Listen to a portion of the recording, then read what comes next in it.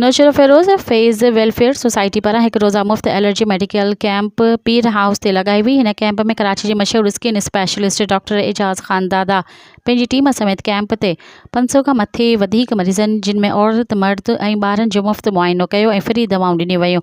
Welfare हर महीने मुख़्तलिफ़ बीमारियुनि जूं कैंपूं लॻाए मरीज़नि जो मुफ़्त चेकअप ऐं दवाऊं ॾिनियूं वेंदियूं आहिनि। फेज़ वेलफेयर सोसाइटी जी चेयरमैन डॉक्टर एजाज़ ख़ानदादा मीडिया सां ॻाल्हाईंदे ॿुधायो त असां मुख़्तलिफ़ बीमारियुनि ख़ासि करे चमड़ी जे मरीज़नि जूं कैंपूं मुख़्तलिफ़ इलाइक़ा ठारूशाह सखरन साबू राहू नवाबशाह ऐं कैंपूं लॻाईंदा आहियूं। असांजी इहा कोशिशि आहे त पंहिंजे इलाइक़े जे माण्हुनि जी ख़िदमत कयूं। हिन मौक़े ते राइज़निंग youth chairman Javed rice ख़ानदादा Zahid Bashir ख़ानदादा Shoaib ख़ानदादा ऐं उन्हनि जी टीम मरीज़नि खे चकासे दवाऊं ॾिनियूं। मज़ीद ख़बरनि ऐं तफ़सीलात लाइ विज़िट कयो असांजी वेबसाइट www.awamiNewsHD.com ऐं ॾिसंदा रहो अवामी न्यूज़ HD।